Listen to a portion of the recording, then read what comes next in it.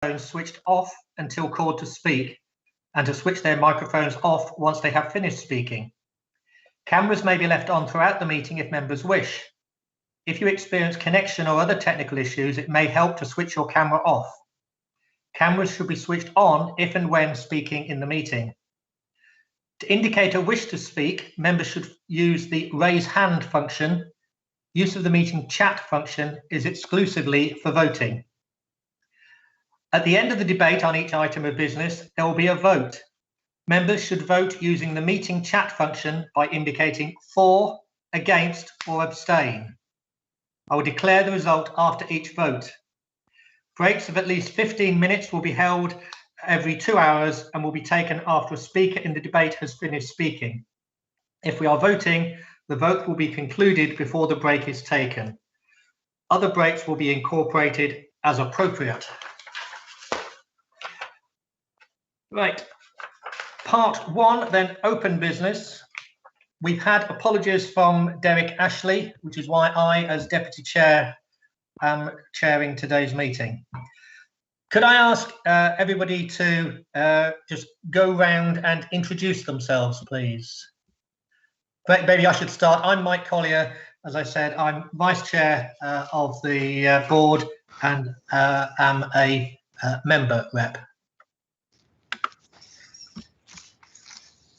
Actually, if I go down the order I've got it on my people in the list, Anne, you're next.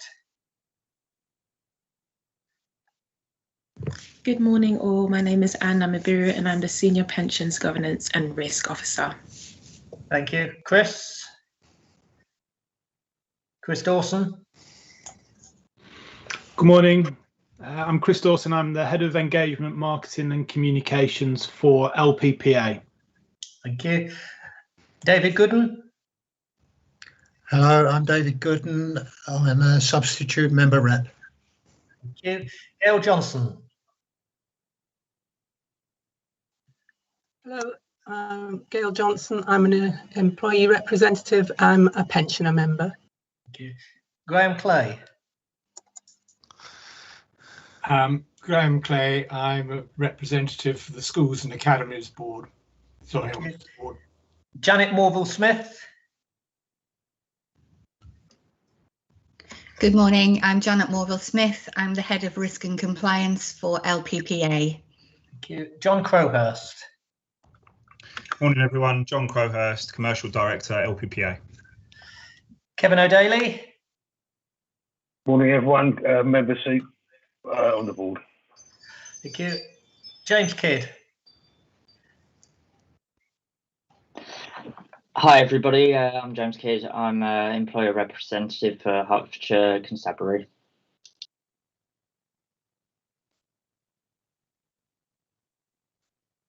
Patrick. Good morning everyone, it's Patrick Towie, Head of Finance for Pensions and Treasury. Thank you. The next one on my list just says producer. Rob McCarthy then. Yeah, good morning all. I'm Rob McCarthy. I'm a substitute employer representative, also chairman of the Hertfordshire Association of Boroughs and Town Councils. Thank you, Chair. Thank you. Sarah Ansell. Good morning, I'm Sarah Ansell. I'm an employer representative and I'm from the University of Hertfordshire. Thank you. Stephanie Tarrant.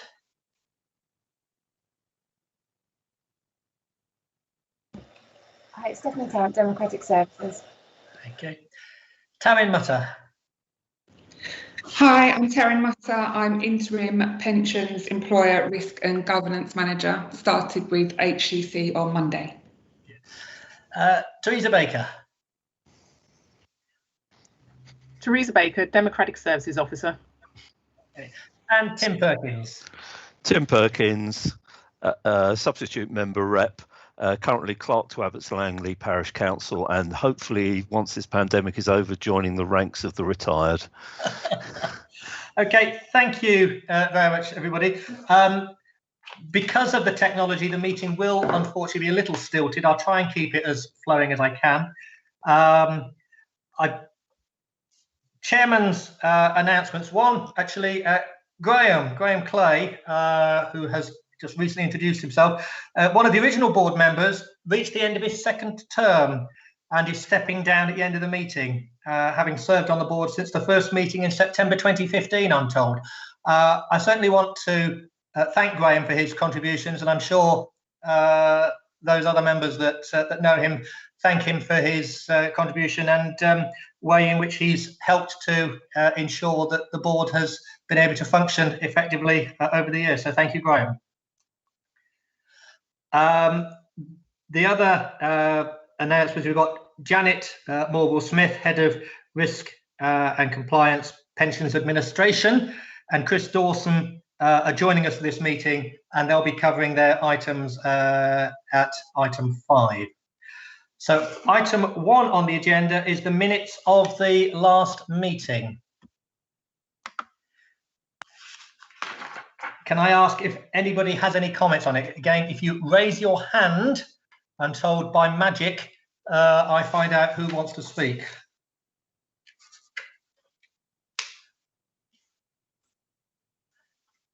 Do I take the lack of hands being that everybody, nobody wishes to speak on it?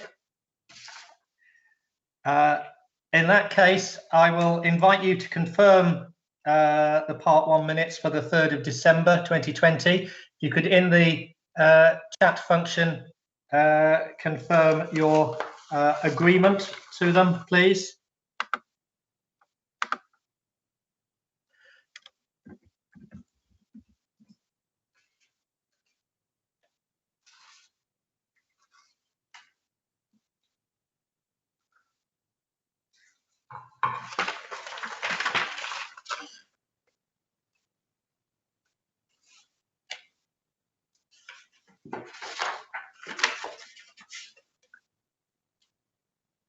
Sorry, I've lost the chat function.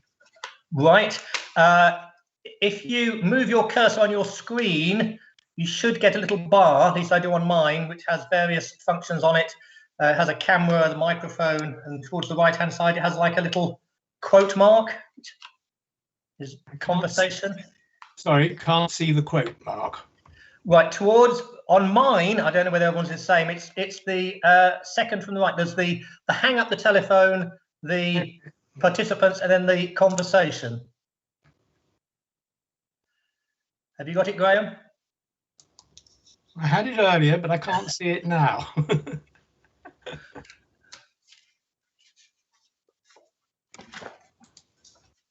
So long as Graham confirms verbally, I can take note of that. I do indeed. Right. So has everybody now voted?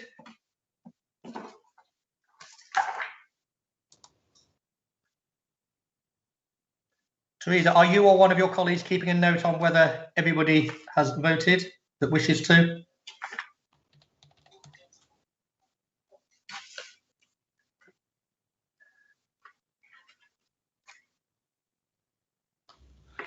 Right, I'm going to...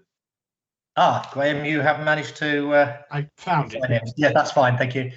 I am going to take it then that we are all in agreement with the minutes of the last meeting and move on to item 2, which is the Pension Board Business Plan. Patrick, I understand you're going to talk to this.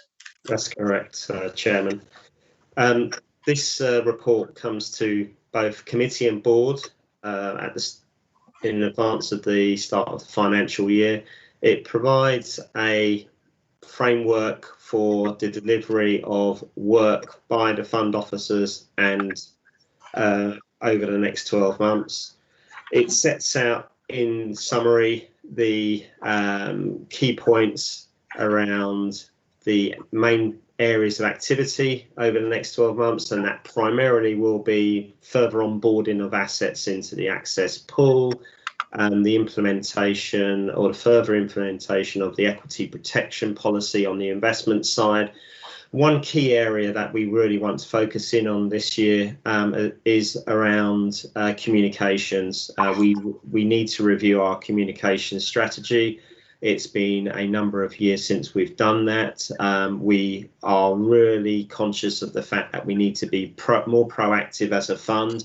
The fund is doing a lot of very good work on particularly on responsible investment, carbon footprinting, and we want to get key messages out to the employer and member base and interested third parties on how we're investing the contributions of employers and members. Patrick, yes. I do apologise for interrupting. Could I hold you there just for a second? Yes. Graham, you appear to be sharing your screen with everybody, which is a little disconcerting as we can see you as you see your screen flicking through. I don't know how you've managed to do that because it's beyond my competence.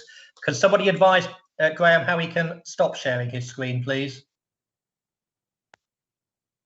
Graham, if you go to the button next to the leave button, it's like an upward arrow and you press on that, that should stop you sharing the content. Oh, I see that. Hopefully. Graham, are you there?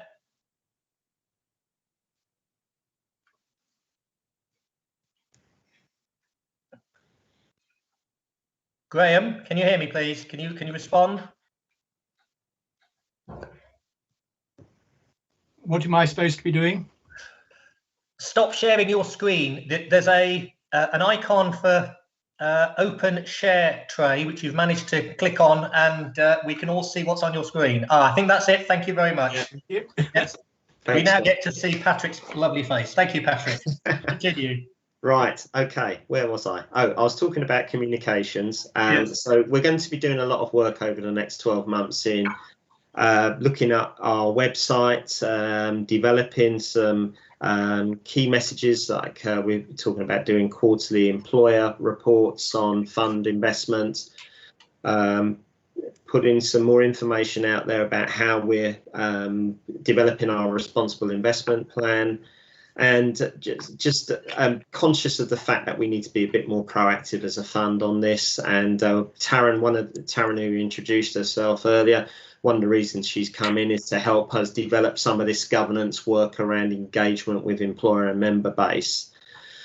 You will see in the report also that we talk about training, and you will be aware that last year members of the board and the committee completed a survey that Hyman's, our actuary, produced, which was to assess the knowledge of the members of committee and board. We found that the findings of this, which I will share with you, found that the average scores ranked within the middle of participating funds. We've identified areas that we need to focus knowledge development on with you, and there is a proposed training plan attached to one of the appendices to the report. We have discussed this with also members of the committee, and we're proposing, instead of doing training formally in a committee agenda, board agenda, we will do light bite sessions. And what I mean by that is we'll set up sort of team calls with you for about an hour and bring in specialists such as our investment consultant, legal advisors and actuary to give you some knowledge development in specific areas of the fund. We think this works. It's worked quite well over the last 12 months, where we've worked with a small group of members in developing some of the work that the fund has been introducing over the last 12 months. And we think this is a way forward of instead of trying to get you all into a physical environment in County Hall, we can do this remotely with you and do it in small sized chunks. And we've also proposed, and the committee agreed this, that we do this training with both board and committee members present so that we don't have to run two separate sessions. In the report, in section 5, you'll see the pensions administration budget. We will be joining a partnership with our current provider, LPPA, and table 2 sets out the proposed budget contribution, which was signed off by our committee last Friday. And in section 6, it gives you some background as to the various strategies that underpin the fund, and for some of those newer members, it gives you an insight as to what those strategies do, and when they were last reviewed. That one particular area, two strategies that we will be looking at, obviously one I've referred to, the communication strategy, the other one is the administration strategy, and we'll also be looking at our administering authority discretions policy. Discretions are given to officers by the regulations, and I'll give you an example of one. A discretion would be for the awarding of a death grant in the event of the death of a member of the fund, and I have a discretion to award that grant, and I will ask for evidence such as completion of nomination forms, wills, before I sign off on a recommendation to award that death grant to a certain individual, party, whatever. Sometimes it's legal representative, but if there's a nomination form, it could be to the surviving wife, partner. I wasn't going to say too much more about in this report. I'm quite happy to take questions. Appendix A sets out the agenda item plan. That some of it may change depending on evolving or work coming in because of regulatory changes, but it gives you a flavour for where we're taking you on the work that the fund will be doing over the next 12 months. Right. Any questions or comments? I don't see any raised hands. Oh, Gail, you've... Yes, thanks very much, Chair. Could I just ask Patrick, am I right in thinking that that the SIPFA guidance on training and knowledge requirements is for board members, and there's not at the moment the equivalent for committee members? Am I right in thinking that, or is that something that's going to be developed? Because I notice, I mean, I think it's a very good idea to have the training and to have the training together, but I just wondered whether there's actually two sets of knowledge requirements in play here. That's correct, and it is a quirk in that the decision makers are not required to have training. No. Whereas the individuals, the board members who are there to ensure due diligence, appropriate process are taking place, and act as the sort of oversight of those decisions, are required to take training. And I know that there is no requirement at the moment for those members to have training, but they need to be informed and have the knowledge to inform recommendations that officers bring before them. And committee members do get training in matters where, particularly around the investment side, where they do make a lot of decisions, and we bring in our investment consultant to give them that background knowledge to inform those recommendations and sign them off. Yeah, it's a quirk, and the committee members are conscious of that, and they are quite keen to develop their knowledge. And I explained the same thing to them in the committee meeting last week, and they are happy to have training, and they're happy to do it in this form. Yes, thank you very much. Well, as I say, I very much welcome it too. Okay, Graham Clay. The pensions regulator is requiring all pension schemes to concentrate on integrated risk management. That's not a phrase I recall hearing in board meetings.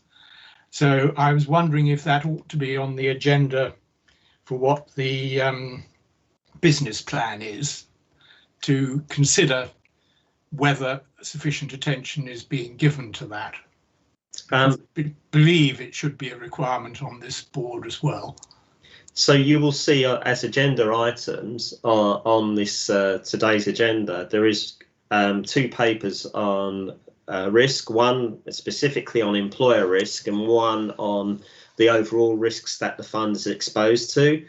And we've been in consultation with our actuary and investment consultants and corporate risk officers in the development of that. This is a recent introduction. We introduced it, I think it's September last year, in recognition that we do need to integrate risk and manage it.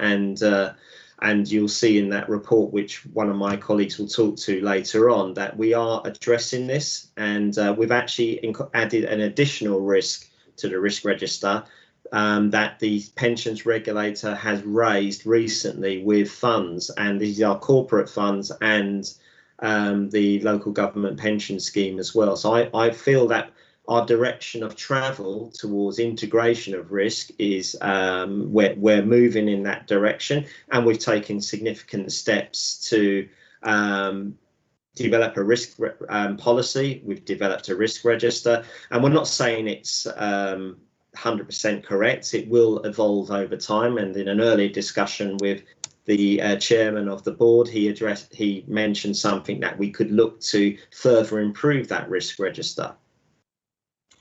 I think the point I'm trying to make, Patrick, is that the reporting for this meeting doesn't look at the integration of the various risks, particularly their interaction. And that is what I understand as the key to integrated risk management. You've responded about the elements. I won't be here to see the next reports, so I won't be here to see how it evolves, but it's really as an item for the board's future consideration, how well integrated the risk management is across the whole range of elements, because many of them do interact on each other. Yeah, I agree with that. So I can talk in part 2 about one specific tool that we're putting in place that has an impact on the funding level and the return on equities. Right, thank you very much. I think that's quite enough on that subject. Okay, anyone else? I have no one else indicating at the moment. That being the case, let's check, I don't want to curtail unduly.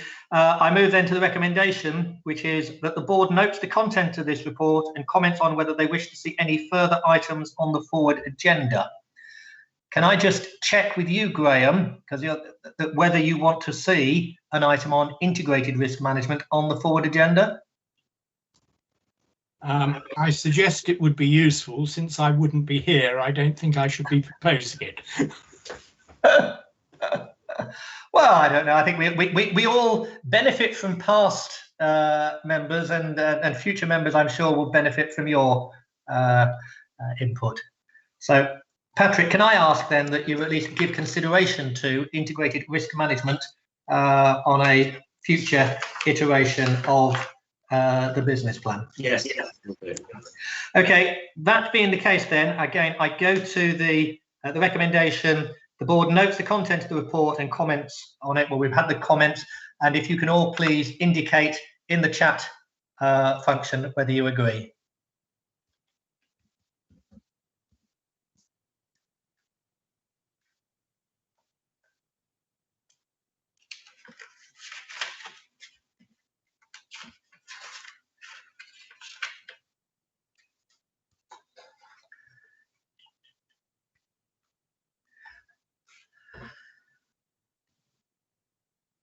I do apologise for this slightly, as I say, stilted part of the meeting. I don't think there's much we can do about it, but I just think it's amazing that the technology allows us to do as much as it does.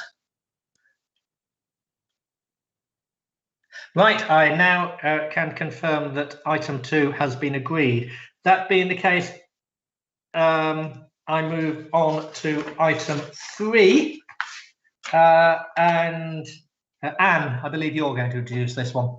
Yes, thank you, Chair. This is the Governance and Employer Risk Report for the Fund for the quarters October to December 2020. In Section 4, we have analysed scheme employers by risk categories. The red risk-rated employers decreased by 1 in the quarter, with the breakdown of their ongoing deficit detailed in Table 3. The number of employers being monitored under each risk category is outlined in Appendix A. The admission agreement policy has been reviewed by the fund solicitor in line with the review terms of the policy. This is detailed further in Appendix E. The policy was updated to bring further clarity to the 3-month timeframe to provide the fund with the signed documents, as previously this had only been communicated via email with the policy attached. We have taken the action to defer the members of 2 admission bodies who have failed to comply with this policy. These are both in the over a year category. One scheme employer being an academy and the other scheme employer being a maintained school. Following the drafting of this paper, 5 admission agreements are due to arrive at County Hall for sealing, all of which are in the over a year category. The other 3 employers in this category are experiencing third-party delays, such as the review of their bond agreements with their bank. Fund officers have been engaging with employers with outstanding exit payments last quarter, with the majority of these employers being community admission bodies, such as citizen advice bureaus and housing associations. We have agreed a repayment plan with the employer of the largest deficit and are in the midst of reviewing the legal documents. Fund officers will continue to engage with the remaining employers to agree repayment plans.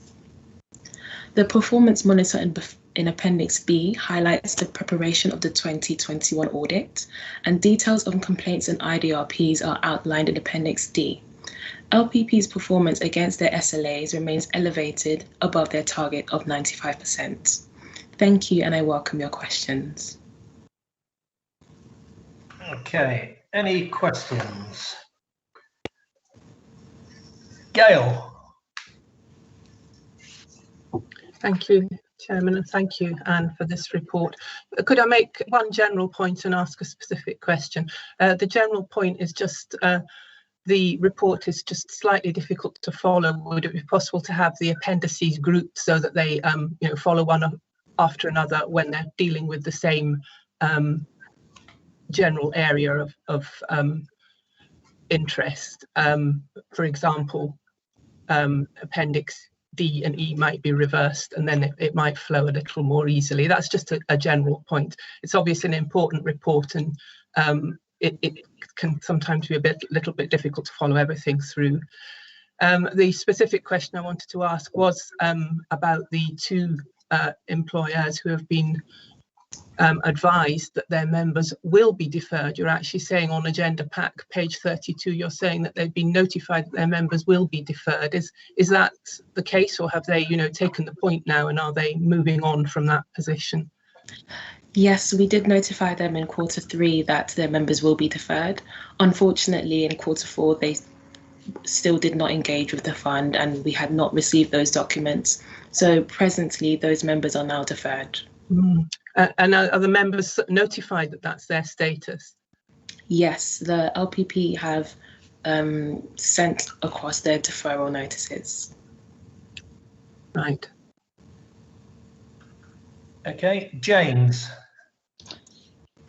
Hi, yeah, just following on from that. So obviously, I think you mentioned that one of them was an academy. So what will happen with their members, because they have a right to access to the LGPS, don't they? So do they just go into limbo until the academy figures out what they're doing with the admission agreement, or what happens with them? Yes, you're right, such that the member does have a right to the LGPS. They have become deferred members at that point in time. So that gives the member an opportunity to then raise this query with the scheme employer that they came from, or with the admission body. But again, the development of this policy was to encourage these kinds of conversations in order to enable them to send across their documents.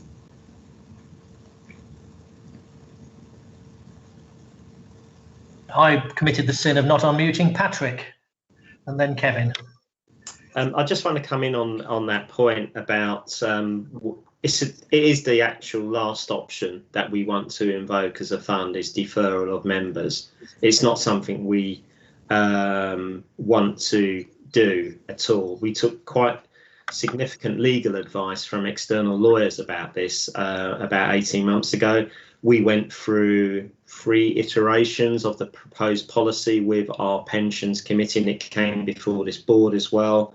But when you've got 2 parties who are refusing to agree to enter into an admission agreement with the fund, whether it's about the contribution rate, whether it's about putting guarantees in place, the fund has no alternative, because in the event of that contractor, for example, worst case scenario, going into administration, the liabilities would fall across all the other employers in the fund. So we're protecting other employers within the fund, albeit we're deferring the membership of those individuals, it's impacting upon the individuals, but we have no other choice. And the reason we do this is that through lobbying by that membership of their employer and their seeding employer, their previous employer, that these two parties get round the table and compromise, agree, and then they come to a natural conclusion and come into the fund. And normally the issues that they have are around contribution rates, in that the rate that the actuary has set is probably higher than the contractor would expect to pay. And the issues are resolved by some sort of risk sharing between the outsourcing body and the contractor. But it's not an option we like to evoke at all. Thank you, Patrick. I've got Kevin, then Gail, then James at the moment. Hi, yes, I'm just wondering what the information going out to the members does look like. I'll just imagine them getting a letter saying your pension's deferred and not having a clue what that means. Is it very clear to them, the implications? Yes. Yes, thank you, Kevin, for your question. The LPP have standard communications which go out to their members on deferral. However, prior to those communications going to the members, we ensured to inform the employers, both employer bodies, that the fund will be taking the action to defer members if we do not obtain their signed documentation. So at that moment in time, they have the opportunity to engage with those members, as we are not in the position to do so at that present moment in time with not receiving those admission agreements. I do recall we discussed this at board, probably the meeting before last. I think there was quite a lot of debate on there. I think we all acknowledge, Kevin, that it must be very concerning for the individual members. And it is something that, as has been said, is a last resort. Gail, can I call you, please? Yes, actually, I don't have much to add to what you've just said, because I do recall discussing this as well, and I'm sure we all felt concerned about it, but we did agree to the policy. It's just that this is the first time that it's actually gone into action, and therefore we are concerned to find out what the ramifications actually are. Yes. James, and then Graham. Well, I noticed Stephen has his hand up, so I wonder if that would. Sorry, I don't know how I've not picked that up before I ask any more. So, Stephen. Thank you, James. Good morning, everyone. I'm Stephen Pillsworth, Assistant Director of Finance. Just on the discussion about deferral for members where there isn't an admission agreement in place. A really helpful discussion on this, because as some members of board have already expressed, there was a lot of discussion before we put this in place, and this is the first example of us bringing the policy to bear. I recall when we were discussing it, there was, I think, potentially a suggestion from the lawyers, although I don't think it was necessarily definitive advice, that conceivably, if there is no admission agreement in place, those members might be considered to be deferred anyway. And I recall that was a really important issue in deciding to go ahead with the policy, because actually it's important that we notify those members so they are aware of what's happening, because in many cases, if they are simply having their contributions deducted each month, they may have no knowledge of these wider issues and the fact that an admission agreement was in place. So in many respects, I think that issue from a member's angle was one of the clinching issues in saying, yes, this is a sensible way to proceed. Obviously, we will keep a board informed of how this one in particular progresses, as it's the first one we've moved through the policy. Thank you. Thank you for that, Stephen. James, do you wish to come back? Yeah, thank you. Yeah, so I guess just following up some more on this. So with regards to the academy, I mean, ultimately they will need to join the fund, I suppose, and I understand completely that this is covering the fund and shifting the onus onto the onto the employer. So I guess. I suppose it's not so much a question, more of a statement that the academy will ultimately have to come into the fund. Is that correct? And that it's yeah, through time it will be that that they have to come back into the fund. Thank you, James. Just check my understanding on that. No problem. Thank you, James. Just to clarify, the Academy is a scheduled body and is presently in the fund. However, it is the admission body that has not been permitted to join the fund as a result of not sending across their admission agreement. Okay, thank you. Can I just clarify for those of us that perhaps don't speak local government speak quite so well? So has the Academy effectively outsourced something, and it's the outsourced company that hasn't completed the documentation? Yes, Chairman, sorry, just to clarify that it is the outsourcing body that hasn't completed the documentation and therefore hasn't joined the fund. Thank you. Graham. The communication has therefore been with the outsourced employer, I presume, and not with the Academy. Have we notified the Academy trustees that they are in breach of their employment requirements by not admitting relevant staff or ensuring the relevant staff had been admitted to the pension scheme? Thank you, Graham. Both the Academy and the admission body have been informed regarding the fund's action. In particular, we have not contacted the Academy's trustees. However, we feel that the Academy should inform them they should inform them of this decision. Should we be relying on the Academy to do that when they're obviously not concentrating on the issue? That's really a question of, are we looking after what should be members properly?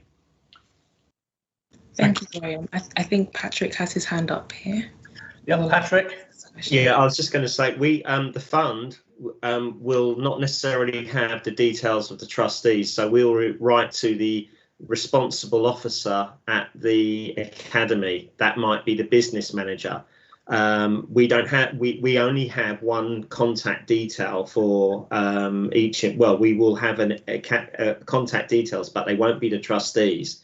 The onus will be on that individual or those individuals, whoever is the senior financial officer, business manager at that entity, to report that to the trustees. It's very easy to get the details of the trustees from the Academy's website. Okay, well, we'll write to them. You know, I think you've done what is required as a pensions body, but is it looking after what ought to be our members in the way they should expect?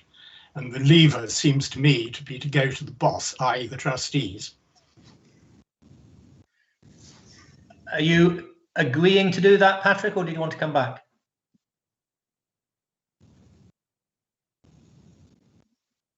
We can do that.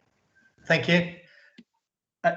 Gail, you had your hand up, but it's not up now. Is that because you no longer wish to say it? You don't wish to come back again? I don't. I was having difficulty lowering my hand, but it does seem to have lowered now. Thank you, Chair. No, that's fine. Right. Any other questions or comments? No.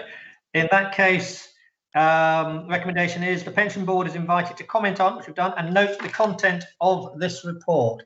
Can I ask people to show their agreement or otherwise in the chat, please?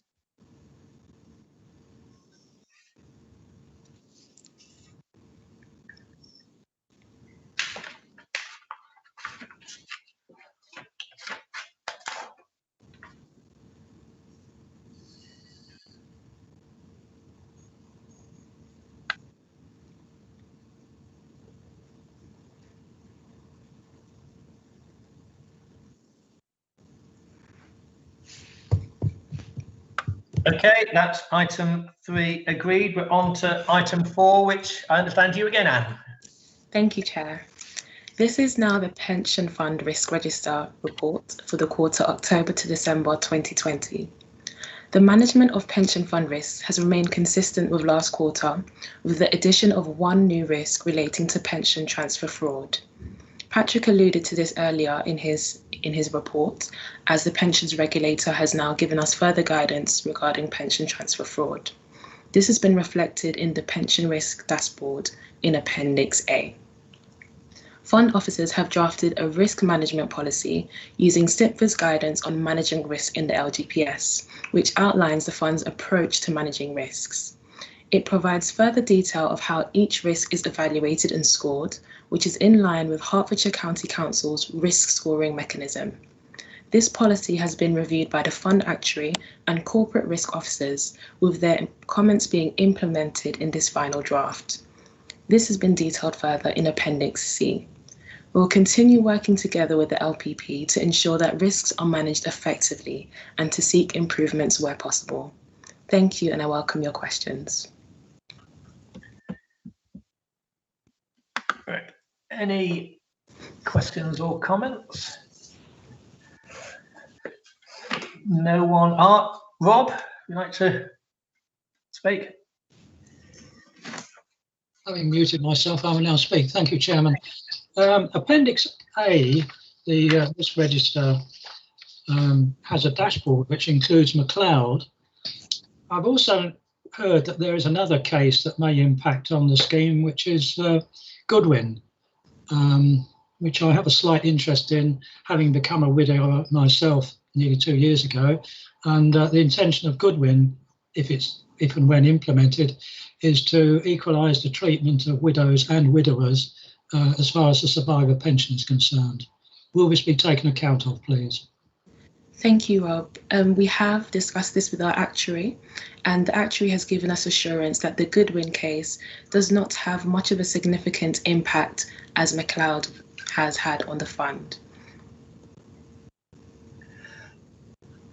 Can I just clarify there, and doesn't have as much of a case, but we are looking into it, or you are looking into it, and we'll make sure that it's applied as appropriate.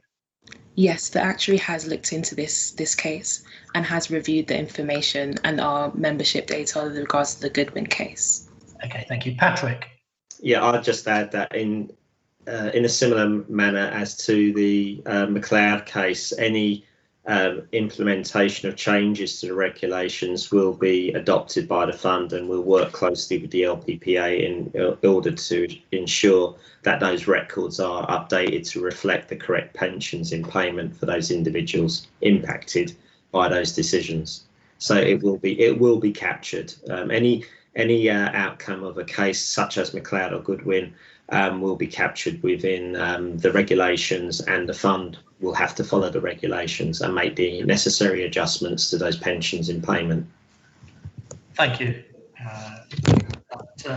for assurance. Anyone else? Gail?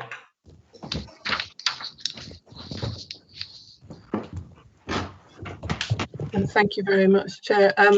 Really, I was just looking at risks 5 and 15. They're on agenda pages 58 and 60, where those have they're continuing at green, having been changed from amber at the time after the completion of the last valuation. Do you think that those will remain green for the next couple of years, or is that something? Are those specific risks kept under pretty close review, particularly in these uncertain times? That's the inappropriate assumptions and employer profiling for the fund valuation and fluctuation of contribution rates between valuations. Okay, I don't know, is Anne or Patrick going to answer that one? Thank you, Gail. And with regards to the fluctuation of contribution rates between valuations, this is lowered to green as our next valuation will be in a couple of years' time, when it is probably likely that employer contribution rates would change. So for the minute, as they are stable, we don't deem this to be an amber risk. Okay, Patrick, did you want to add? Yeah, I'll just come in and say that at the next valuation is actually next year, 2022. We will do a lot of due diligence in profiling the various employers. We'll look at the supporting covenants of each employer in determining their risk.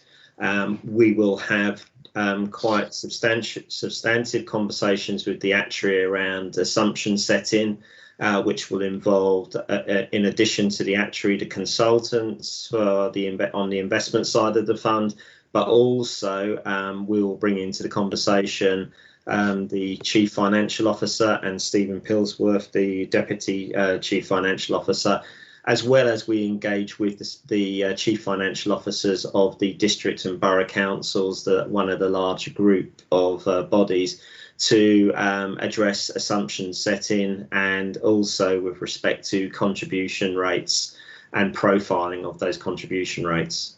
So it's at green at the moment because we approved the funding strategy statement last year. We agreed the contribution rates with all the employer body base, and we've also gone as a process of going through the valuation, agreed all the assumptions, and they were signed off by committee and reviewed by board. And we brought the actuary into those conversations with the committee and board to help explain how those assumptions were agreed and set. Thank you. James. Yeah, this may be better discussed elsewhere in the agenda, but just raising it now. Has there been any movement towards or away from the proposal for the 4-year valuations, moving to 4-yearly valuations rather than 3-yearly? We haven't heard anything since. To all intents and purposes, we're still working towards a 3-year valuation.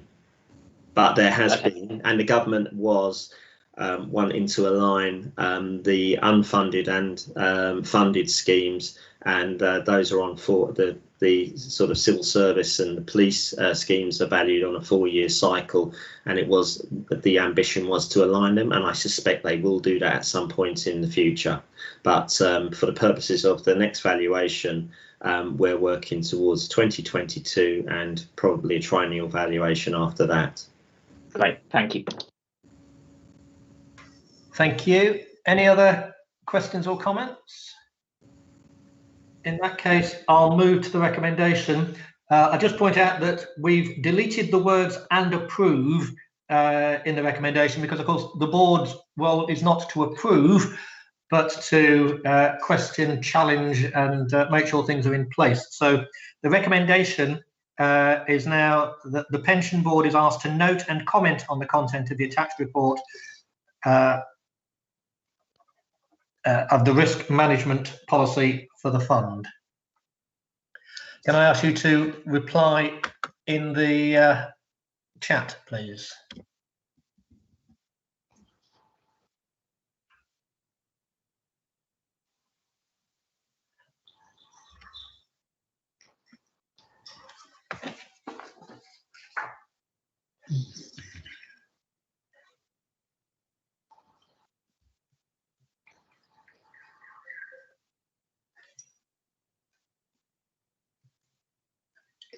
Right, that is agreed. So we move on to item 5. Who is presenting this one? It'll be me, Chairman. Thank you. Okay, thank you. Morning, everyone. So I'm going to take you through the key highlights of the performance report that's in the pack, and I'm going to give you an update on a couple of our key strategic projects. And my colleagues here as well, Janet and Chris, who will give you an update on their respective areas of the business. So you'll be pleased to know you won't just be listening to me this time. So just an update quickly on one of the actions from the last meeting. We discussed the vulnerable customer policy. We discussed a slight change to the definition, which I can confirm that change has been made.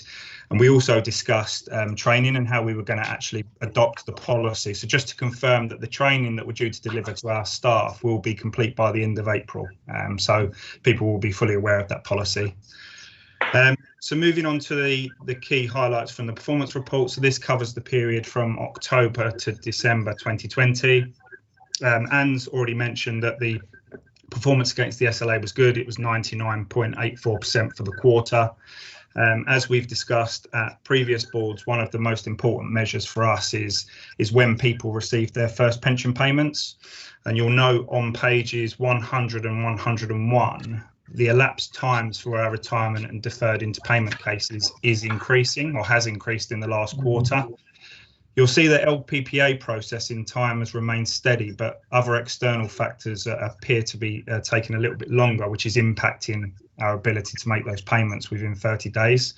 And Chris will be able to give you a bit of an update on what we're doing with members and employers to combat some of those challenges. Page 106 is the help desk performance. So you'll see that the wait times are back down to between 2 and 3 minutes, and the abandoned rate is less than 3%.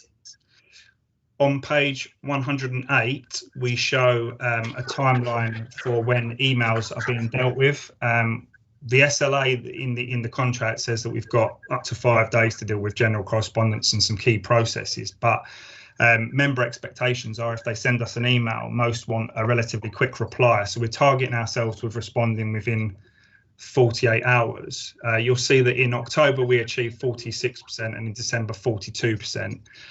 Now, what we will do for the next report is we're going to provide that in a better format with more granular information that shows how many emails were dealt with within 24 hours, 48, 36, up to 5 days and 5 days plus. So it's a little bit more meaningful to the board and to officers.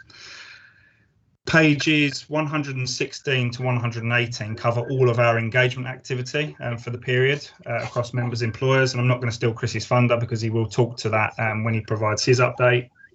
And lastly, on the performance report, the last 2 pages, 119 and 120, are the TPR scores. You'll see that they've remained steady again for the period, which is good. We have been speaking to officers about what options the fund may wish to adopt to trace some of the missing addresses that you've got. And we've also started conversations with officers and your fund actuary around any potential data cleanse work that you may wish to undertake before the triennial valuation next year. So that's the performance report. I'll give an update on the projects. So we spoke last time about the Gmp Reconciliation exercise. So HMRC sent across the final data cuts. We've completed that analysis work. There's some records to update with figures, which is relatively straightforward, about 383 records, and we've got 256 potential pension revisions.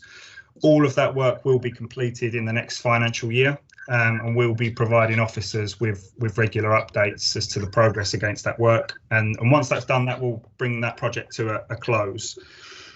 And finally, the biggest project that we're going to undertake strategically going into next year is a move of our pensions administration system. So last year we went on the Norfolk framework to procure a pension administration system. We completed our evaluation process late last year, and Civica were the successful bidder, which will mean that we will move to their UPM product, which means we'll be changing our core pensions administration system, workflow, image, and both member and employer portals. We've started the scoping phase, the detailed scoping phase with Civica, which will run for 6 weeks and will be complete by the end of March. And the go live for Hertfordshire County Council will be January 2022. We'll go live on the new system. So as you can imagine, it's a big project. So our project management office will manage the project with Civica. We've already got an extensive RAID log that captures all of the risks and issues. We've deployed a project team to the project, which includes the relevant experience, so people with change, IT transformation, project and pensions experience, because this can't just be done by pensions experts. Those people that we've seconded from BAU to the project will be seconded 100% of time. We're not asking people to do a day job and the project on the side of their desk, because experience suggests that doesn't work very well. And also, as you can imagine, lots of testing will take place throughout the project. And we've recruited a test manager to actually manage that part of the work stream for us. So we've split the project into two distinct work streams. The first is the implementation part, which is all around the data migration, configuring the processes. And the second area we've called business readiness, which is all about communications, engagement and training with our own staff who are going to be users of the system, but also training to our clients and to your fund members and employers who will be using the new portals. Comms will be frequent throughout the project, so we're providing officers with regular status and assurance reports that obviously we can talk to at the board meetings, and we'll give you an update on key milestones so that you can gain assurance around risks and controls. Project governance, we've got several steering groups and boards in place between LPPA and Civica that are being held frequently. And just to mention the Civica, I've got lots of experience in transferring and migrating data across from different pensions administration systems. So, you know, this is not the first time they've done this. They've got significant and extensive experience in having done that. And the last things to mention are, well, what are the benefits to you? There are many, but the key ones that I'll just pull out now. In the member satisfaction surveys that we get back from members that have retired, people are asking, why can't it all be done online? That process, that functionality does exist within the UPM product, so that will be available post go live. There will be an employer work tray. So at the moment, I know we've got some employer reps on the board. There's lots of encrypted emails that pass between parties. It's not necessarily the best way of communicating or controlling some of the queries that are being passed to and from. So there'll be a work tray which allows all parties to communicate through a secure portal. And from a member's perspective, you'll be surprised, or you may not be surprised to know that we have a significant number of interactions from members calling or emailing us, just asking for an update on the progress of the case. So the function called Track My Case. So people that are registered and using My Pension Online will be able to see where they are in the retirement process, or if they're transferring in previous pension benefits, they'll be able to see where we are in managing that process for them. So, Chairman, I'm going to pause there and I'm happy to take questions, or I'll hand over to Chris, who will give an update on member and employer comms and engagement. I've just got echo back. I'd like to suggest that we take questions on that. If we stray into other people's area, feel free to say, could we hold that? I just think there's a lot to take in here. So anybody got any questions then on John's presentation or the report that he referred to?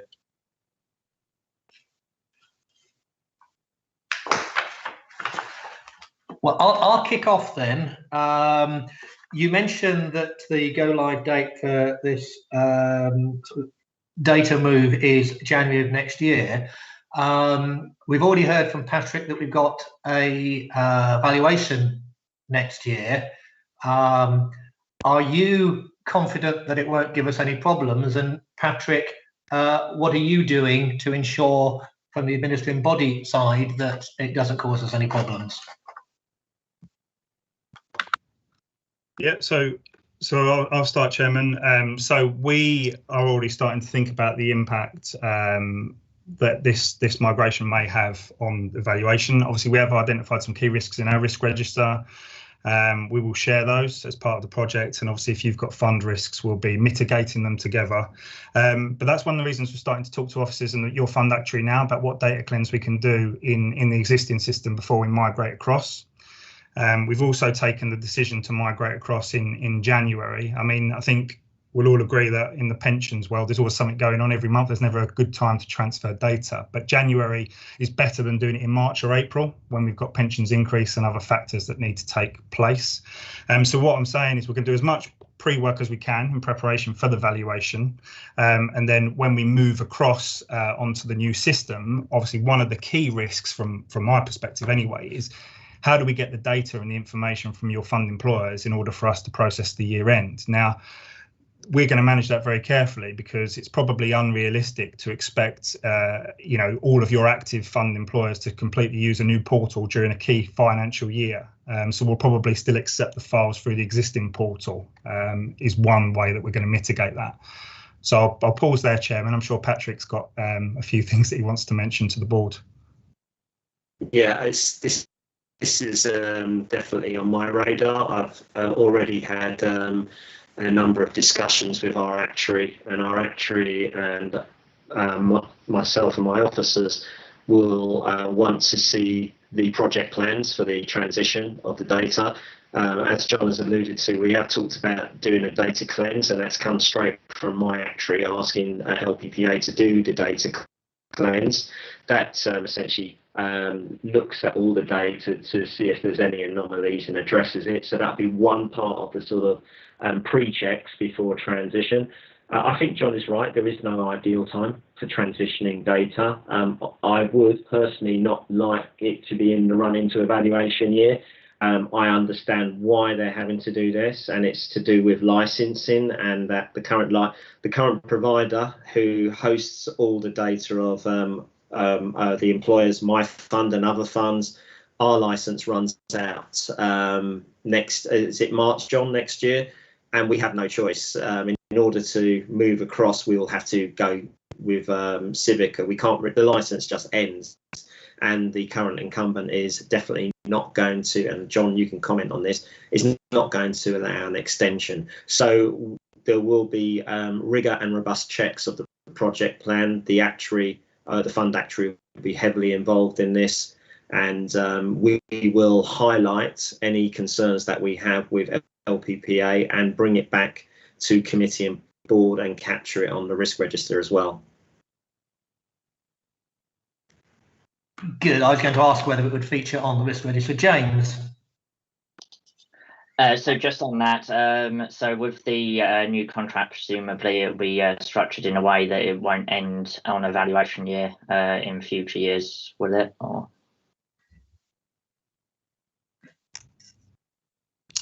Yeah, yes, James. It will be, everything will be considered as part of the contractual relationship that we've got with the system supplier moving forward. Although, obviously, if we move from a 3 to a 4 year cycle, it depends on when that does. Best laid plans and all that could be whatever the next line is. Sarah. Hi, yes. John, are you able to confirm, are you looking with the system to consolidate so that the employer portal, member portal, everything is in one place? At the moment, you've got your funds and you've got My Pension Online, which are separate. Are your plans to sort of put it all in the one place? Yes, Sarah. So the product that we're taking from Civica is everything. We're taking all of the modules. So the workflow, the image, both the member and employer portals, and all the stuff that we do in the middle. So running the calculations, producing the letters. So it'd be one core operating system as opposed to the bolt-ons that we've got now. Yeah, I think that sounds like a really good idea, because as an employer that uses the Your Fund system and a member of the scheme as well, I think it would be really good to put it in the one place. Another point is there's a lot of engagement at the moment going on with the LPPA and employers and members, with training on using the current sites and systems. It's a bit of a shame that you're going to be changing it, but obviously if it's going to be a better product, then that's good. Will you be looking to do future training as well on the new systems, sort of in the same sort of push that you're doing at the moment with engagement? Yeah, we will be, Sarah, and Chris will talk about some of that, but we'll be doing lots in preparation for the transfer across. Obviously, just to mention that we're obviously conscious that employers have got third-party payrolls that they rely on to produce data. So, we're acutely aware of that fact. So we'll manage this process in the best way that we can, so that we can obviously get the data in a timely fashion going into next year, so that we can process everything in time for valuation, and then moving forward, make sure that all employers and members are fully briefed on the functionality of the portals and hopefully are using them to their full capabilities. Okay, thank you. Graham?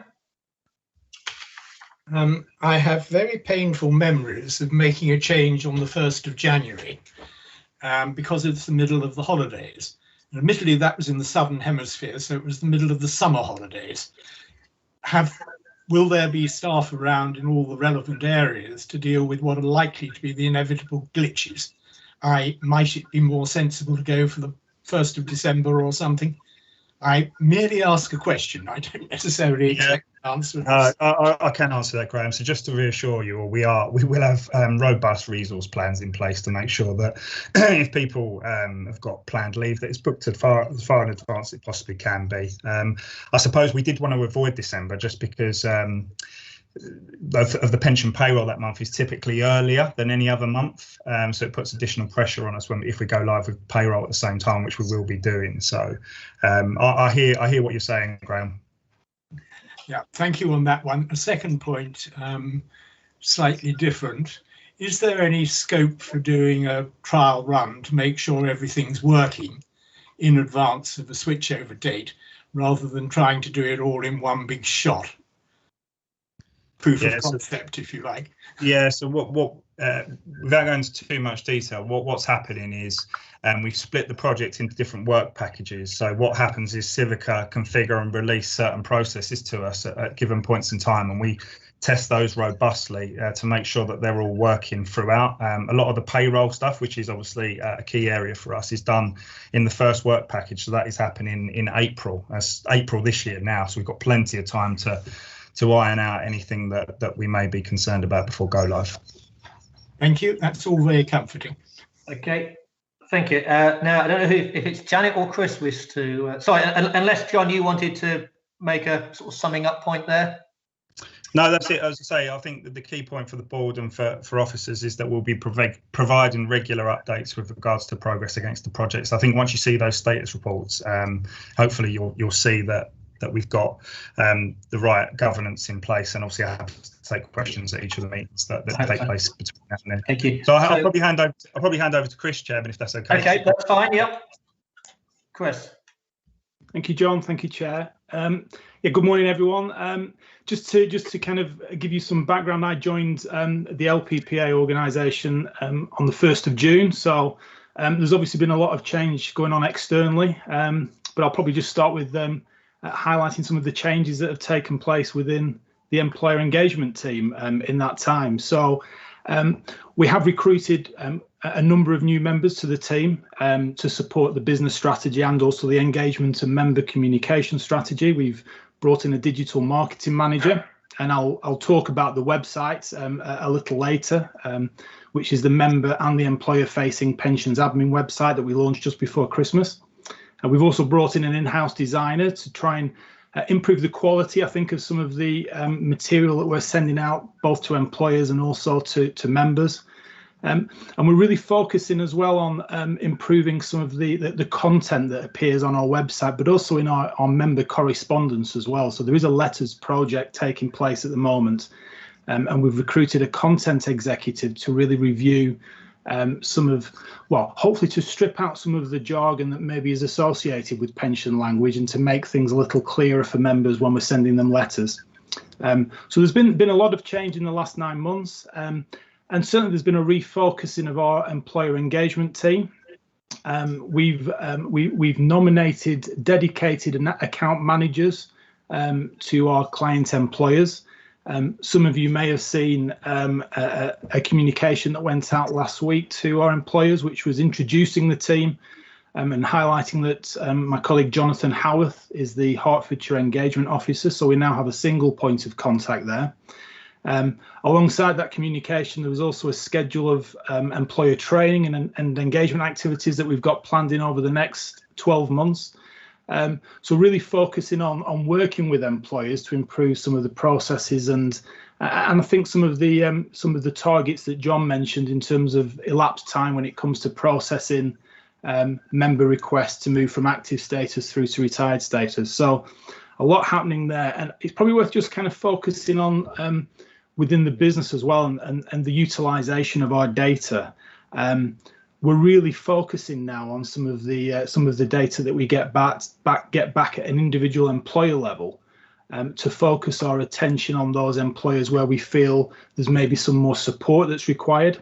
So we're using the data to kind of set the agenda for the employers that we're working with, and also the training sessions and the engagement sessions that we're putting on with them. And I think one of the real successes that we've seen probably in the last 9 months, particularly through these series of lockdowns, is that this new style of remote working this delivery of online training via Teams with our employers. It's not only been really well received, but we are seeing some progress as well in terms of some of the improvements in process KPIs. The feedback that we get from employers is well in excess of 90% in terms of satisfaction and engagement. So it's working really, really well. And I think just focusing on the report that John referenced in terms of Q3, so up to the end of December, I think we delivered around 35 separate sessions to Hertfordshire employers in the 3 months, and that was a series of training programs and meetings and engagement sessions.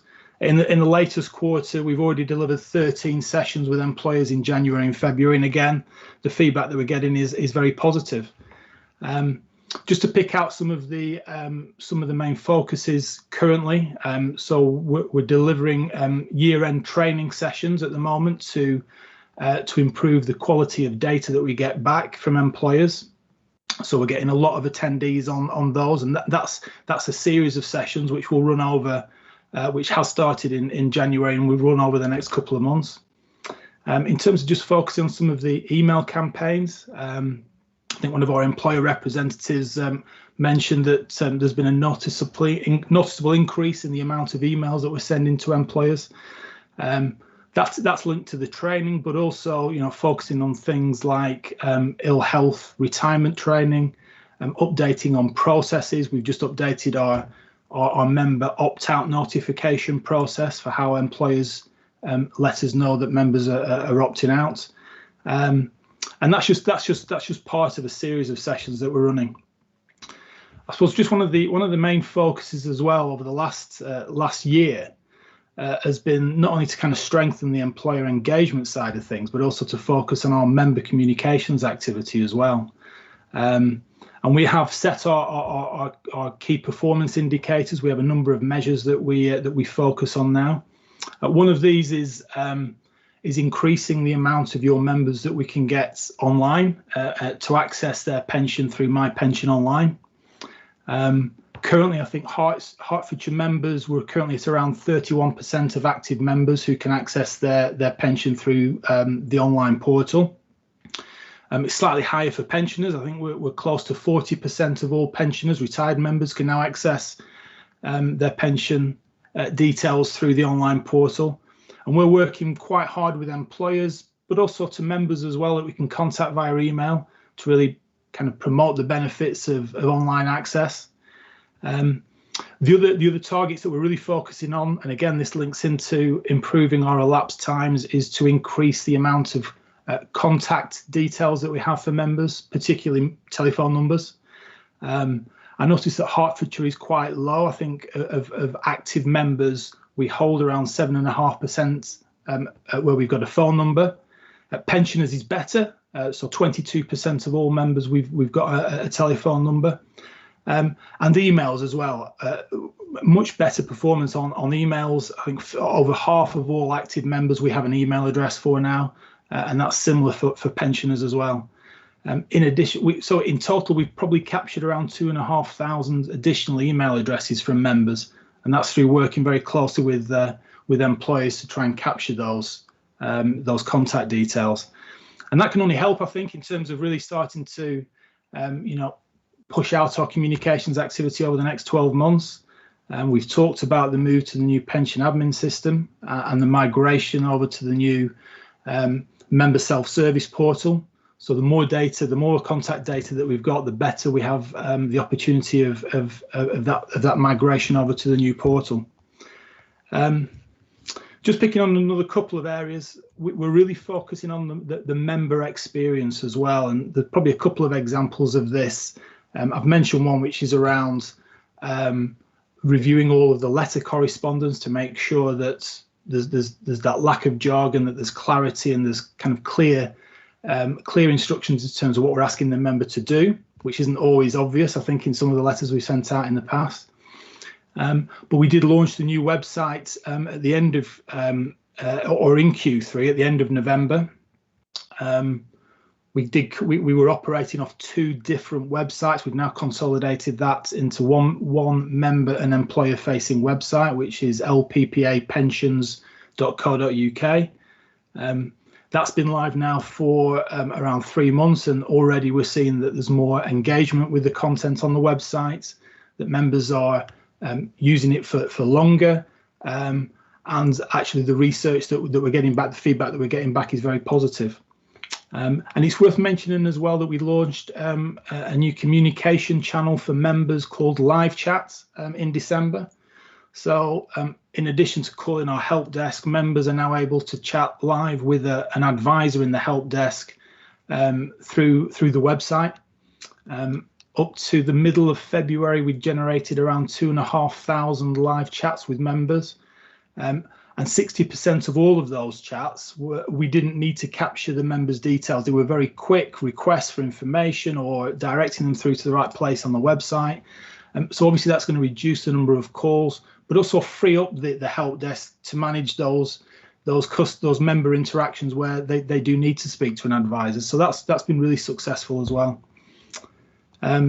Just kind of finishing off, another big improvement that we brought in-house is we now have the capability to do all of our bulk email internally, whereas previously we used an external supplier for that. That's helping us to be much more efficient, both in terms of cost and also the amount of time that it takes us to pull emails together. So that's really going to support us as we get into our P60 season in the next few weeks, when we start sending out notifications to retired members that their P60s are available in the online portal. And also for our annual benefit statements as well. We're obviously going to be using this new in-house email platform to notify members that their annual benefit statement is available. So just to kind of finish off, looking forward over the next few months and into next year, I've already mentioned our P60s and ABSs, but our newsletters are currently in production. They'll be going out to clients in the next couple of weeks. Certainly the pension newsletter will be going out in the next couple of weeks, and will be accompanying the P60 in April. And that will be followed by the deferred and the active newsletters as well. And we're also, some of you may have seen, running what we're calling Member Scheme Essentials workshops now, which is, I suppose, a replacement for the old pension surgeries where we used to deliver those on site in offices. Obviously, that's not been available to us, so we're delivering those online. We released a schedule of Member Scheme Essentials online workshops to all of our employers across all schemes about a month ago. And we've already had around 1,200 members who signed up for those Scheme Essentials activities across all of our schemes. Hertfordshire have certainly kind of filled some of those as well. So really successful. I think members and employees are really taking to this online delivery of training and workshops and meetings, and we're obviously going to build on that over the next 12 months. But I'm happy to take any questions on the back of anything that I've updated on. Okay, any questions left?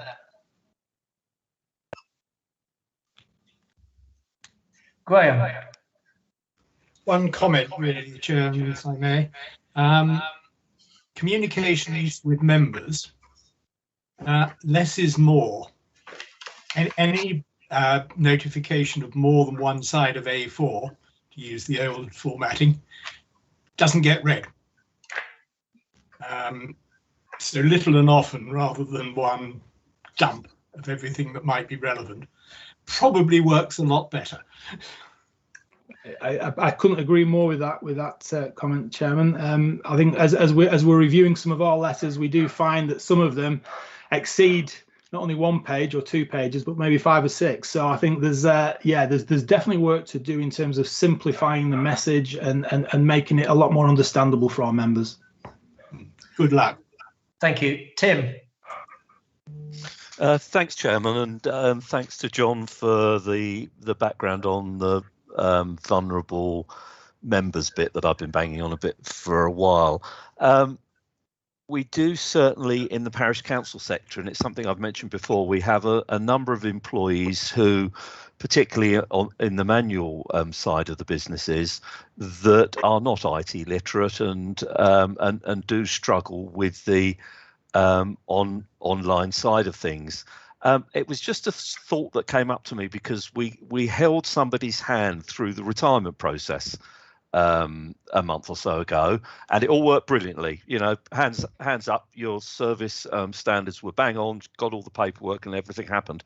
I just wonder if there is the scope to perhaps within member organisations like the parish councils, particularly because I know that sector well, and Rob comes from the sector as well, is if there is a scope for perhaps to do what I would call super user training. So within the sector, perhaps in Three Rivers, we have within the parish council sector, we have somebody who works in the parish councils, maybe a finance officer, maybe a clerk, who's had a bit more in-depth training that could perhaps signpost and maybe take some of this. It's always these manual grades that I'm banging on about. It's not just a case of, I'll go online. You can, they don't do online. And so there is perhaps just my experience from helping this one individual, and I'm not going to be around much. You know, the worrying thing is most of the expertise in my area on pensions is with me, and trust me, that should worry everybody. So when I retire in the near future, to have somebody that's just been through a bit of super user training would maybe take some pressure off you guys, and maybe will give us a sort of better first point of access, particularly for the manual grades. And that really is just an extension of the stuff that we've been talking about over the last few meetings about, you know, vulnerable users and that sort of thing. Thank you, Chairman. Do you want to come back on that, Chris?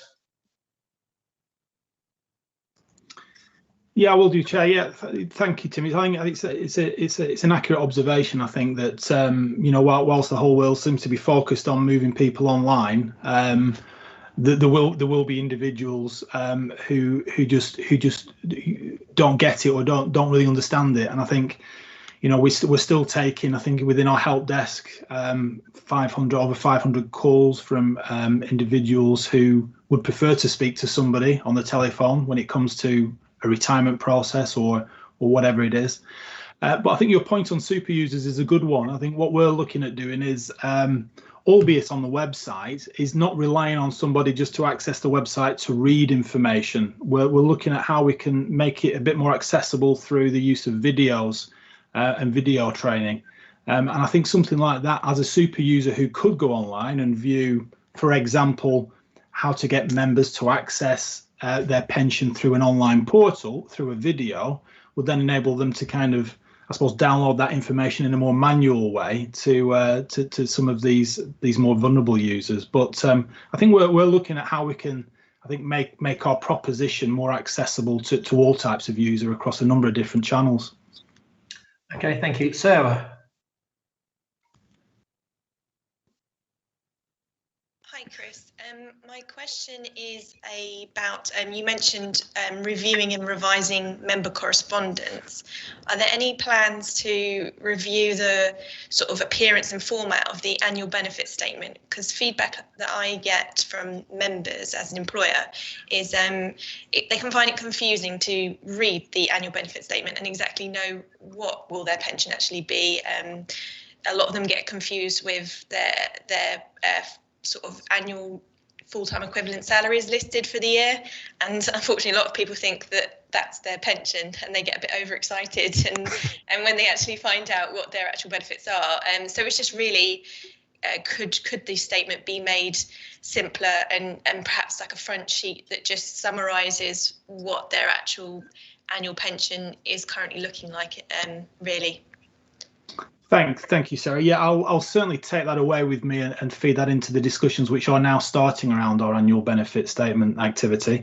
I think probably a couple of points. I'm not sure, as I'm still relatively new to the sector, how much flexibility we have got to actually change the format of the annual benefit statement. I think we might be tied into the way that is generated through the portal. I'm not sure on that one.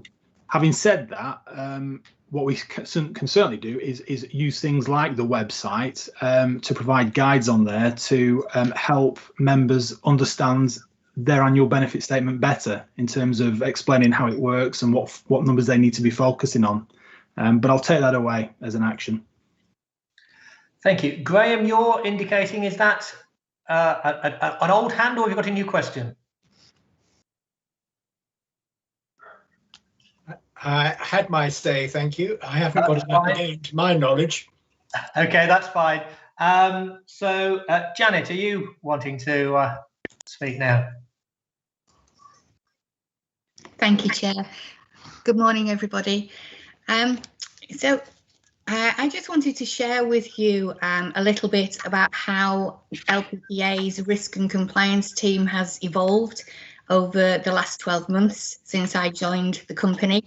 I've been with LPPA just short of 12 months now, and my remit was really to build a definitive risk and compliance function for the pensions admin part of the business, rather than using the group function, which was previously the risk and compliance remit for LPP. So I've now established a full risk and compliance team, which has also transferred into that team some of the previous operational areas of the business, such as the complaints handling team and the technical team. And I now have an established governance, risk and compliance functions within my area as well. So all of those are now totally independent of the operational areas, so that we can now look at those areas with a fresh pair of eyes and at arm's length, so that we can provide assurance to yourselves that the casework that is being completed on behalf of Hertfordshire is being done accurately, and it complies with all of the relevant regulations.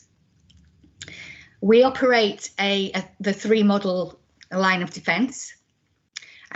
So risk and compliance is the second line of defence within that model. And what we're looking to do is we provide quality assurance checks on the business to make sure that the casework is being done at an appropriate standard, that the cases are dealt with accurately and compliantly. We have also introduced monitoring and auditing type activities. So my team will look in depth at the various areas around the operational functions of the business, and not just the operational areas. So we will look at HR for the recruitment processes, and payroll and finance, and we will look at all of those processes and procedures to make sure that they are effective and also efficient for the business and for yourselves as our clients. And the way that we do that is we look at all of the regulations, not just pensions regulations, but we obviously do take pensions regulations very, very seriously. So we've got the LGPS and we've got the pensions regulator code of practice and all of that, but we also consider data protection and GDPR. We consider the anti-money laundering, financial crime type requirements of any business such as ourselves, and all of the different parts of the regulatory framework that impact on a pensions administrator business. So we take all of that and we take a risk-based approach. So we take all of the MI and all of the trend analysis that we get from our complaint handling, from our breaches framework, from our policy framework, our risk management framework, and our change management framework as well. And we take all of that into consideration within our risk world, and we position various areas of the business to highlight which we consider are the higher risks compared to the lower risks. And we will, our monitoring plan has been planned, based on that risk-based approach, so that over the next 3 years, we have a 3-year plan in place at the moment. Over the next 3 years, we will be doing some deep dive activities into some of those processes to see if we can make process improvements and business improvements around those processes, and to make those processes more customer focused and more user friendly for the members themselves as well as yourselves as our clients. And we will also do some more quality assurance measures to make sure that the quality of what is being produced by the business is fit for purpose, and it's the standard that LPPA want to aspire to. And Chris mentioned the customer correspondence. That's one of the areas that my team are also engaged with, and we are we want to improve our customer correspondence, and as Graham mentioned, I think it was Graham, that after the first page, the rest of that correspondence really isn't worth the paper that it's written on. People give up reading, and what we're trying to do is to make those that member correspondence much more user-friendly, so it's easy to read, it's written in plain English, we're stripping out all of the pensions jargon, and we're making sure that it's written in a way that it's on the principles of the FCA's treating customers fairly requirements, and that is the basis really of what I'm trying to drive within LPPA as a business. So treating customers fairly is my mantra at the moment. And when I talk about customers, I have basically 3 sets of customers. So I have ourselves, LPPA are our customers, our internal teams. So my objective internally for those customers is to drive quality, to make sure that we're delivering the quality, and to embed the culture of treating our members fairly. The second customer is yourselves as our clients, and what I'm trying to drive in that area is enhancing the administration services that we provide to you, and also to provide value for money, to make sure that the processes and the services that we provide are of the right standard for yourselves. And the final customer in this journey is the member themselves. And what I'm trying to do in that respect is to actually improve the journey or the experience that member has whenever they contact LPPA. What I'm doing at the moment to try to deliver the assurance to yourselves that all of this is in place and it's working is for quite some time now, I have produced a monthly risk and compliance report for Hearts, which details any complaints that have happened on your fund, any breaches that have happened with regards to your fund, so that you've got total transparency of what is happening within Hertfordshire fund and that aspect. And we are also looking sort of annually to provide an annual assurance report to yourselves.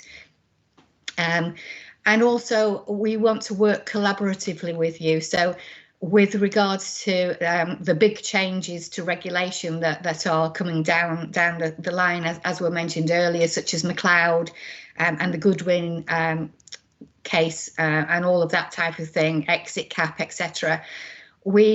Last year we did some roundtable events where we got everybody around the table to share thoughts, to share ideas, to pull together a really detailed response to government consultations.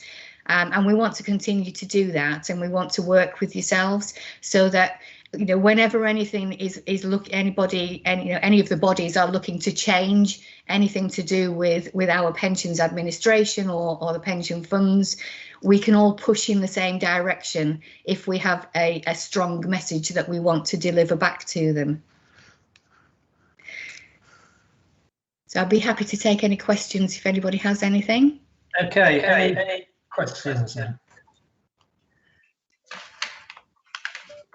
I don't have anyone indicating. I'm not sure, Janet, whether it's your area or whether I've sort of missed the boat on one of your colleagues' areas, but on page 2 of the report, it talks about pension regulator common and conditional data quality positions. Could you or one of your colleagues explain to me the difference between common data quality and conditional data quality? Yeah, do you want me to search on it? Yes, you could take that, John. It's your area. Oh, sorry, Yeah, that's fine. Thanks, Chairman. So yeah, in the pack, page 119 is the common data. So that's effectively what we call just the member data. So national insurance number, surname, address, date of birth. Right. The conditional data are typically pieces of information that we need to be able to produce a calculation. So if somebody's retiring or transferring, then you would want those errors fixed so that you're getting an accurate benefit reflection. Right. Okay. I suppose the other thing I was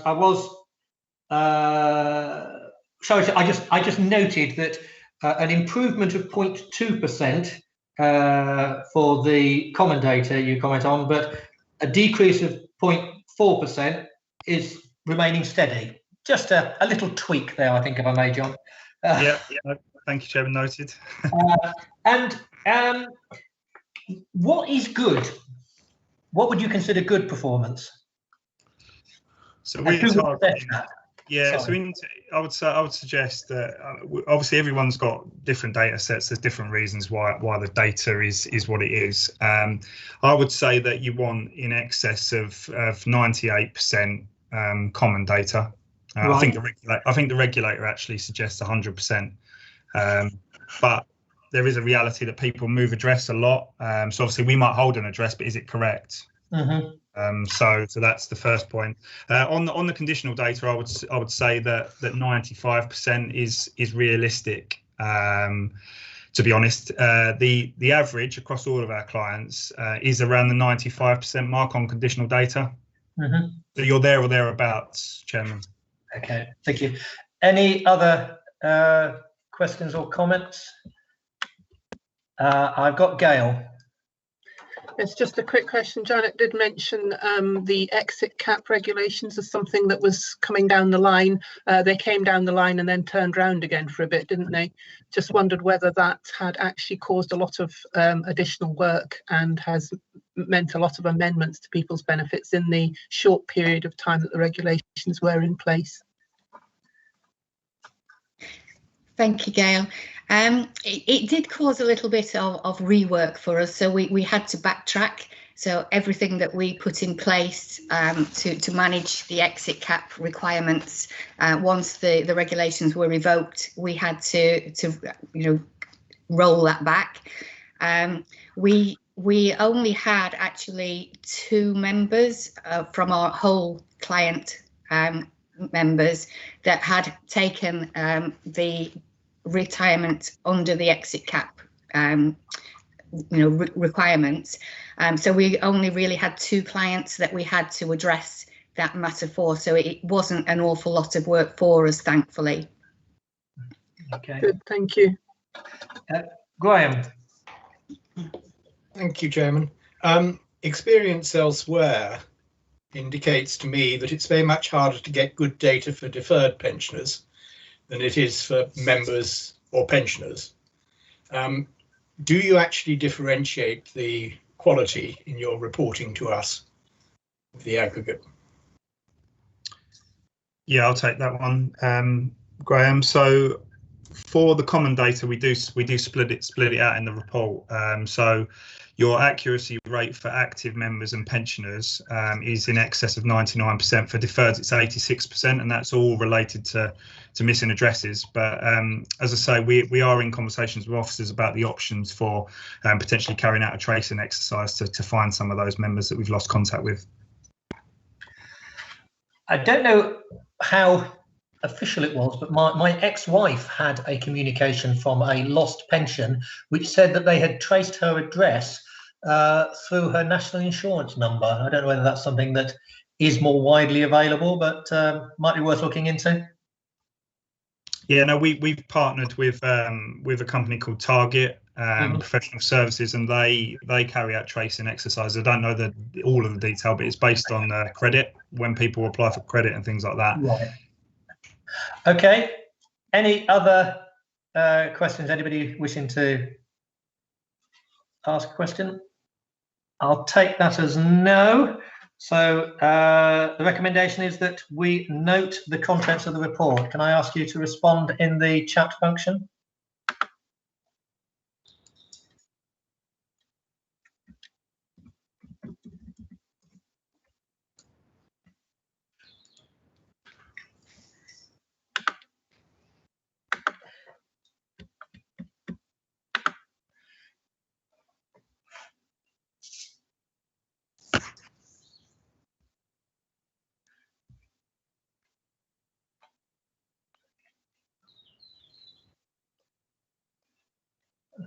I hear bird song over someone's speaker. That's lovely.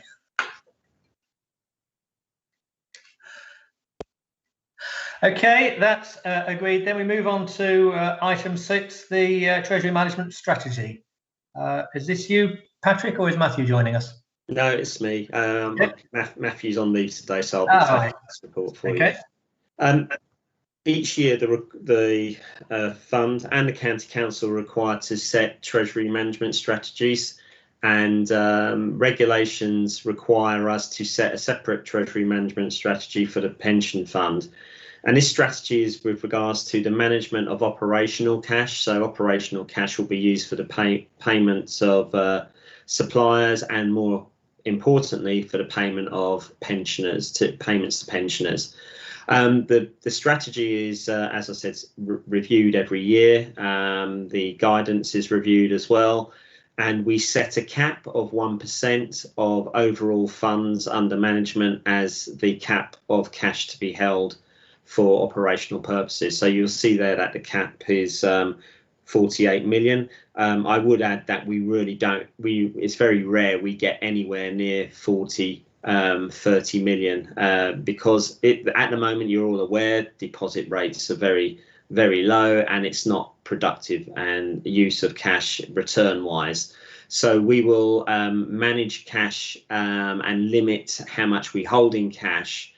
The report sets out the criteria that we use for the selection of counterparties. We use a number of money market funds, and we do term deposits with banks and other local authorities. You'll see that it's very short term, and the detail of the counterparties and how we manage and monitor their criteria set out in Appendix A. I wasn't going to say too much more about this report. It's more for noting, and it's of interest as well, because board members would want to know, do we have operational cash? And if we do, how is it managed? Because it's managed by fund officers, it's not managed by investment managers, in that we pass the cash over to them, with the exception of the money market funds who we invest in. Okay, thank you, Patrick. Any questions or comments?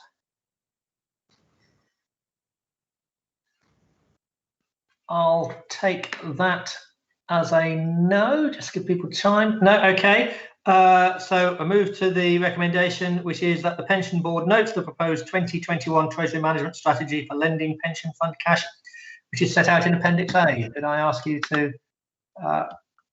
respond on that?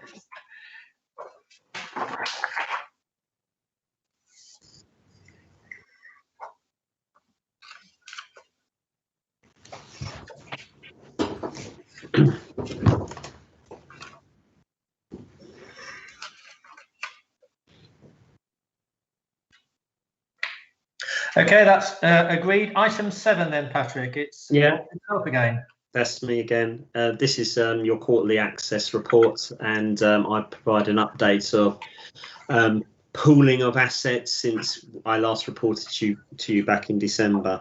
You'll see in the summary sets out the background of why we're required to pool assets. You'll find that we have engaged with an operator called Link, who are a FCA accredited operator. And since we've had this relationship with Link since 2018, we've been pooling assets collectively with the 10 other funds over that time. I'm pleased to say that we have over 20.4 billion in assets with Link. That's gone up by 14.3. It's gone up from just over 14 billion since I last reported to you in December. So significant increase in assets under management. It represents just over 50% of all the pool assets, all the 11 funds. And we have now moving away from these active sort of easy liquid assets, and we're starting to do a lot more work on the illiquid assets. We've agreed structures, and we'll be going out to procurement for an advisor to implement those structures. So those illiquid assets will be things like private equity, property, infrastructure, for example, and we're looking to bring the first one of those on stream towards the end of the financial year.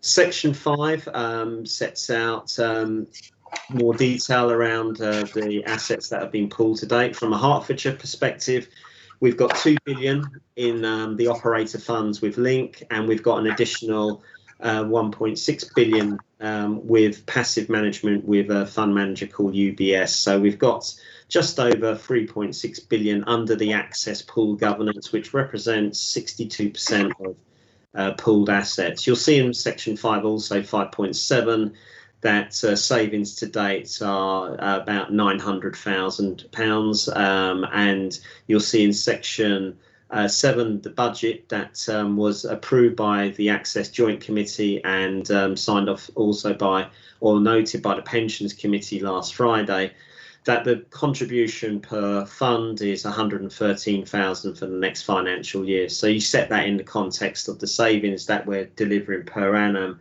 And I think compared to other pools where our model is slightly different in that we're using a third-party operator, our payback return is payback time is a lot shorter than those. They've set up investment management companies and they've had to hire quite significant numbers of staff with FCA accreditations. So the model that we have lends itself to using this third-party operator, because prior to pooling, all the funds that I work with invest through external managers. We didn't manage and do investments in-house, so to speak.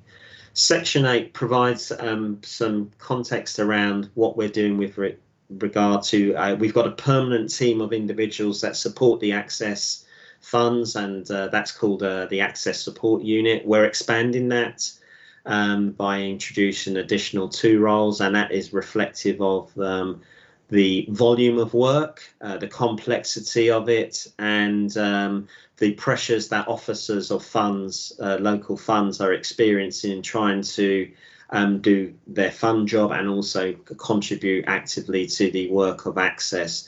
This was reviewed and agreed by the Access Joint Committee and also endorsed by the 11 chief financial officers of the participating funds. Section 9 you'll see provides some more detail on the Hertfordshire assets that are being pooled and what will sit outside the pool. And section 10, you will recollect that I commented that in the last paper that came to this board, I commented on Link being subject to a potential takeover bid. And when I talk about Link, it's their parent company in Australia. Those bids were rejected, but we suspect bids will come back in the future. But we are in constant dialogue with Link, the London office, with regard to that potential takeover. The report is for noting, but happy to take any questions on detail in the report. Any comments or questions? No, I think it's a fairly clear and well laid out paper, so I'm not surprised there are no questions. Just give people a chance in case they do wish. No, in that case, the recommendation is that we note the content of the report. Can I ask that you signify as previously?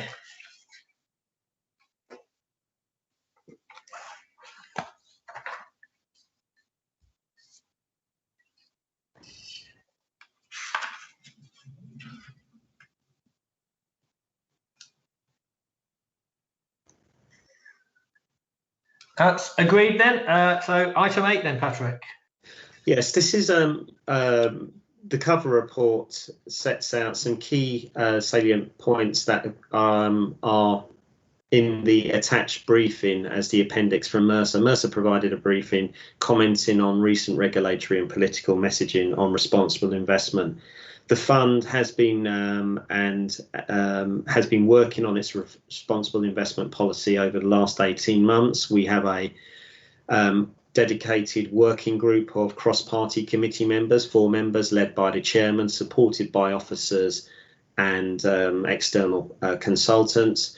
And this briefing that Mercers have shared with us just brings out some key points that particularly government messaging, and Guy Opperman, who is the Minister for Pensions and Financial Inclusion, made some comments recently about climate change and and new requirements for pension schemes. Those comments were quite clear with respect to fossil fuels and fossil fuel disinvestment and the setting of carbon emission targets.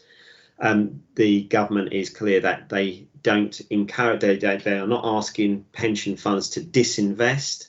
They don't think that's the right thing to do, but we as a fund are actively looking at our pension fund carbon footprint, and also we believe, and we give discretion to our investment managers, that by engagement with these companies through using our voting ability, and the investment managers being so close to these companies, that we can influence direction of travel. And our investment managers have made decisions where if they feel that that direction of travel is those companies are not moving to sort of address climate change, then those investment managers have been making decisions to disinvest from those companies. Carbon emission targets, the government is quite clear, is that they haven't set any carbon emission targets, that funds are not required to do so, but I think over time that will evolve. In that briefing paper, there is also talk about the task force on climate-related financial disclosures. A bit of a mouthful there, but this is a framework for reporting, and it's a useful framework for reporting on how funds are addressing and managing climate risk. And we as a fund, the requirements are for all corporate pension funds over £5 billion worth of assets, they will need to start reporting and making these disclosures in their annual reports each year. At the moment, it's not a requirement for local government pension schemes, but we suspect that that will be the case in time, and MHCLG, which is the Ministry for Housing, Local Government and Communities, will move us in that direction by changing the regulations. We, as a fund, are actually doing some of this at the moment. For example, the carbon footprinting of the fund and measuring that on an annual basis. So we believe that we will be in a relatively good place to address the requirements of the disclosures and the framework around that when it does come into practice for LGPS funds. I wasn't going to say too much about that. It's more of a brief and an information for you, but happy to take any questions. Thank you, Patrick. I certainly found it very interesting. Any questions or comments?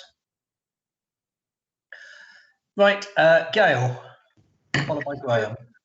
Thanks, Chair. I just wanted to ask Patrick, because he shared with us an email from a member last month, I think it was, who made clear their views on investment in this particular context, whether there has been a lot of engagement from members on this subject, or whether that was a one-off, that particular representation.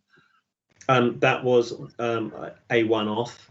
We do get some engagement. We've had quite a bit of engagement over the last 18 months from third parties such as Divest Hearts. They're like a sort of Greenpeace,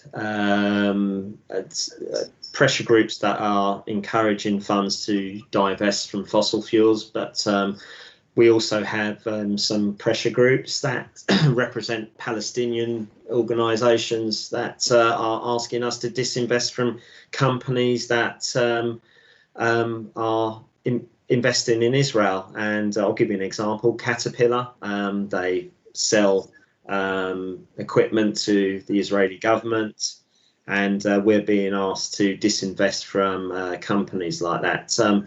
We are quite clear. We don't have any policies with regard to disinvestment. The fiduciary responsibility of the Pensions Committee is to ensure that there is sufficient assets to meet the current and future liabilities of the fund. And that has been the position that's been adopted by this fund for a considerable period of time.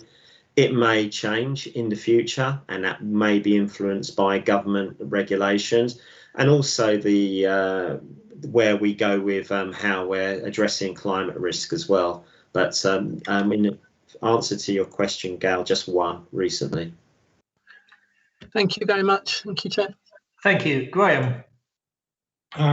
Really just to wish you well on what I'm sure is going to be a very long journey. It's something where a strategy is very difficult to set because the external pressures will inevitably, I think, evolve. Thank you, Graham, and I totally agree with you. It's going to be a very complex, long and hard piece of work. Okay, thank you. I have no one else indicating. Can I ask that you, the recommendation is the Pension Board notes the content of the attached Mercer briefing. Can I ask you agree or not in the usual way?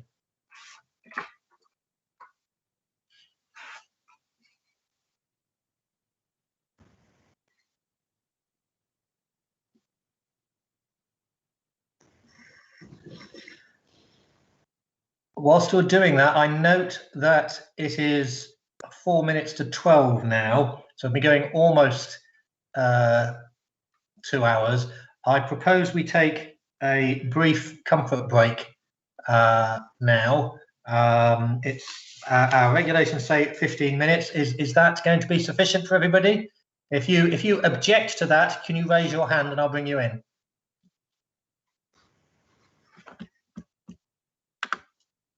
Right, I'm getting no objections. Okay, well, I suggest then that we reconvene at 12:15, and I just wonder, actually, Teresa, it was probably appropriate for me now to actually, I do apologise.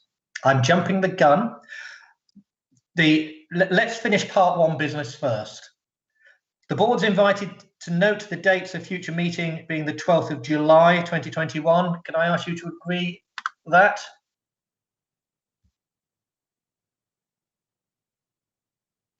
'21st of July, I've got. Why not say 21st of July? No, you said 12th. I do apologise. It is 21st of July. Goodness me. I think I'm harking back. Wasn't it 12th of July last year that lockdown was lifted? And there being no other business been notified to me, I declare that the end of the part one business. And to save us the trouble now, if I can give the statement that the live stream for the meeting will now end to the public,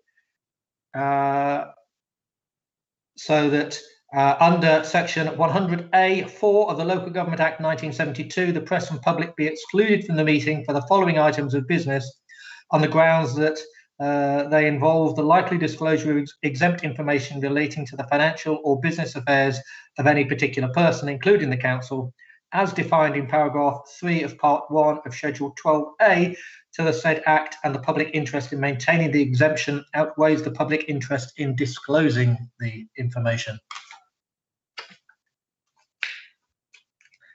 Okay, I've moved that, so I suggest we reconvene at 12:15. 12:15. Thank you, Chairman.